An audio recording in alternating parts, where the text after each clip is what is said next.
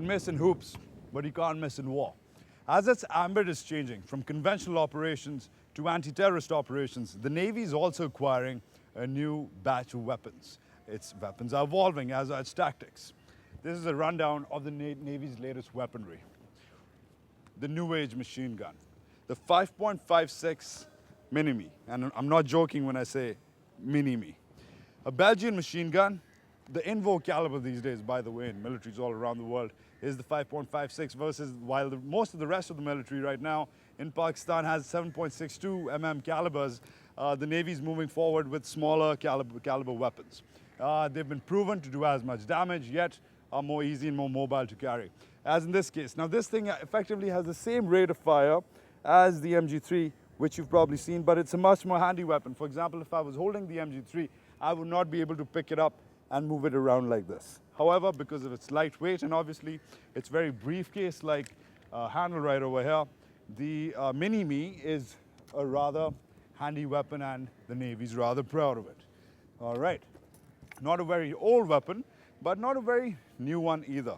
The Austrian AUG, a sniper weapon. The USP of this weapon, obviously, is its plastic magazine and its fiberglass body. Why? Because the AUG, whether you like it or not, or believe it or not, floats in water. If it drops out of your hand when you're on a diving operation, it has positive buoyancy, it will float. And divers like things which float.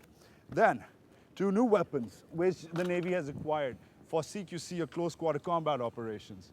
The Commando M4 Colt and the M4 Colt carbine. Now, the Commando is meant for CQC operations. As you can see, it has a shorter barrel and has a shorter stock as well, which can be retracted. While the carbine is usually used with an extended barrel and has a longer carbine. I was talking to some of the guys who are using these weapons and they're like, well, they're more like a very, very high maintenance spouses. They look very good, and they work very hard, but they are very difficult to maintain. Well, like most things American. Now the Navy also has breaching operations. It trains for breaching operations, especially with piracy and all. And there's a thing the Navy practices which is called forced entry. When, for example, they have to board a ship on which has been hijacked, which pirates have taken over. That's where the repeater comes in. Because the repeater has a very powerful blast impact, it spreads out the rate of fire. As you can see, it's also, because it's such a powerful weapon, it can also be used to bang open a door. The repeater comes in use for forced search and forced entry operations. Okay, now handguns are supplementary firearms. Now this is the Navy's old version. This is the Walther P38. This is the Heckler & Koch. Which one is it? It's the Heckler & Koch GmbH, which was the choice for the German police for a lot of time. But this is the new age weapon. This is a Glock 19. It's got an 18 bullet magazine. But the beautiful thing about this weapon, if you could hold it, you would understand, is that the weapon itself is around half the weight and has more effective range than these other two guys. These old school weapons are made of steel. There's a lot of metallic parts in them, but this guy barely has any metal. And according to the guys who use this stuff, it's also much more accurate. Well, speaking of accuracy, this guy knows nothing about accuracy, but this guy is all about impact. The Navy uses the RPG during raids and ambushes. Usually, once again, in a situation when it's dealing with pirates, when it's dealing with terrorists, etc.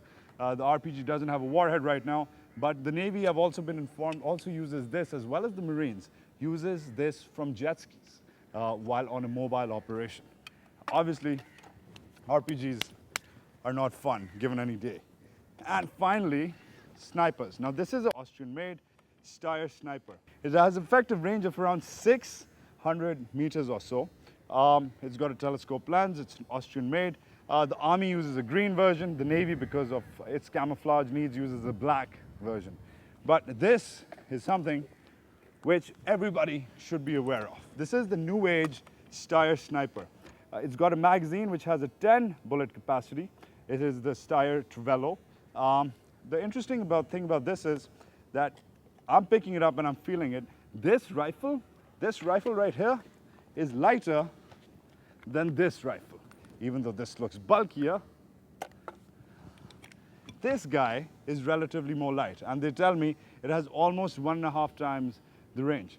A little story about the importance of sniper rifles. Recently, US Special Forces took out 3 Somali pirates in a pirate operation, and that was, the sniper rifle came into that effect. 3 US snipers took out the pirates who had taken hostage a US ship captain. That is what the sort of damage a sniper rifle can do. And finally, one of the latest acquisitions in its fight against the terrorists, NVD, a night vision device which the Navy uses primarily for nighttime operations. So even though I can't use it much to my liking right now, the Navy is about special weapons for its special forces in these not so special times.